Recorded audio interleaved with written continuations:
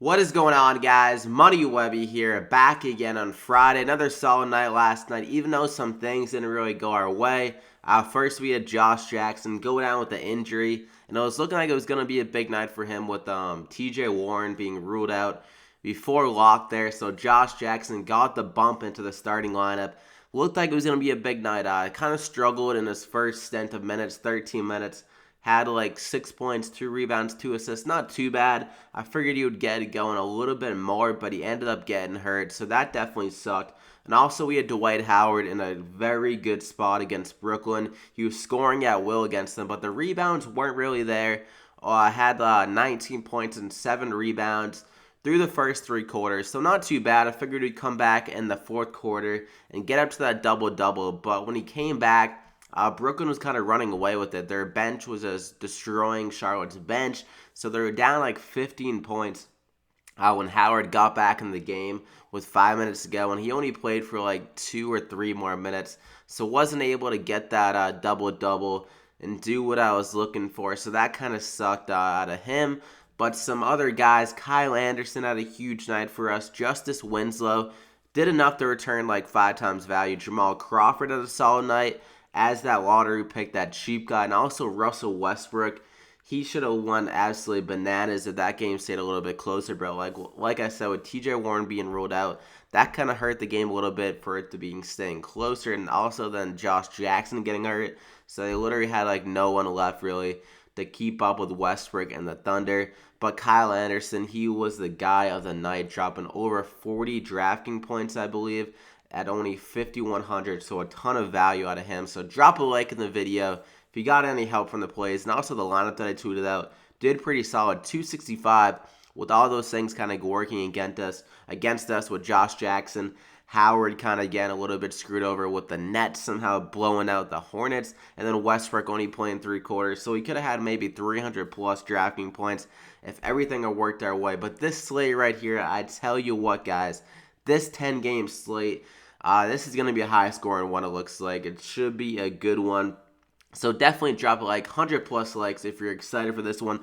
Absolutely a ton of value on the slate. I don't remember there being this much value in a while with all the injuries and some guys that could even be ruled out after I make this video. A couple guys that are questionable that could open up some more value. So a ton of options on this slate. It's a 10-game slate, so subscribe as well if you're into the channel to get these plays every single day. So let's just get into it. My man, Kevin Durant, I don't really like him as a player, but when I got him on DraftKings, I love this guy because normally you got to attack him in the right spots, and this spot is definitely a spot you want to go with him. With Steph Curry not playing here tonight, he's going to have a ton of shots. Also, Klay Thompson said after the game his hip was hurting, so Kevin Durant here, he's going to go absolutely off. 50-plus drafting points should be a lock against Portland here. It is on a back-to-back, so maybe he's a little bit tired, but this is Kevin Durant. He's been saving up his energy the whole entire year on this Warriors team. Like, this guy could average 30-plus points a game if he wanted to on another team, but with him being playing with Steph and Klay, has to dial it back. But against this Portland team last game, this guy was an absolute man amongst boys. He dropped, 50 points in that game. That was with Steph Curry in the lineup. So imagine what he could do if he gets hot against this Portland team with Steph Curry out of the lineup. Some more possible assists also with him maybe having the ball in his hands a little bit more without Steph Curry. So at 8,900, price is way too good. You got to throw him in your lineups. He's going to be pretty chalky with that considered, but it's just too good of a spot for him to not go with him. So Kevin Durant, lock him in there. And for my second guy, we're going to go with Vucevic here at 8,300. A great matchup against Sacramento. And then you got Aaron Gordon out as well. We saw earlier in the year when Aaron Gordon was out, Vucevic was just going absolutely off. Some 50-plus games, 60-plus games maybe even in there. And against the Lakers, had a great game there, 53 drafting points. So even with Aaron Gordon in the lineup, he was able to have some big games recently. And with him out of the lineup, maybe he gets some more minutes, some more usage, like we'll see some more possible rebounds. He's a capable passer as well. So Vucevic in a great matchup as well against Sacramento. Too many things are lining up for him to have a huge game here. Underrated player. Lock him in there. For my third guy, another guy that gets a boost here, with an injury. Anthony Davis is currently doubtful. So Jrue Holiday, this guy is going to be Mr. Usage tonight. He's going to have some more shots going up. He's been getting a lot of assists recently. This is just a guy on fire. Like, he's been very consistent. If you look at his game log over the last couple of games, like some 50-plus games, a 60 bomb against Milwaukee. So this guy is going absolutely off. And against Washington, it's kind of a tougher matchup with Bradley Beal on him, but I think he can just get a ton of assists and score enough to have a ton of value on its price tag at 8,500. The game should stay close enough. Washington, it looks like they're going to be without Otto Porter, so Jrue Holiday and the boys on the Pelicans, I think, can do enough here to make it a competitive game, and it should be fairly high scoring. New Orleans doesn't play much defense, and Washington is an okay defensive team, not great. So Jrue Holiday at home here in New Orleans, lock him in there. For my fourth guy, we're just going to stick with these guys. Just getting bumps and boosts with all the injuries. So Mario HEZONJA, another guy underpriced with Aaron Gordon out. He should be moving into the starting lineup. And we saw earlier this year when Aaron Gordon was out in some of these games, he was just having big games like 40 and 46 to back. Like, this guy is crazy upside at 4,200. He's a great scorer. And against Sacramento, like I mentioned, they are pretty bad defensively, especially down low. And Mario HEZONJA can just do a lot in this game, I think. So at 4,200, price tag way too good. Should get 10-plus shots.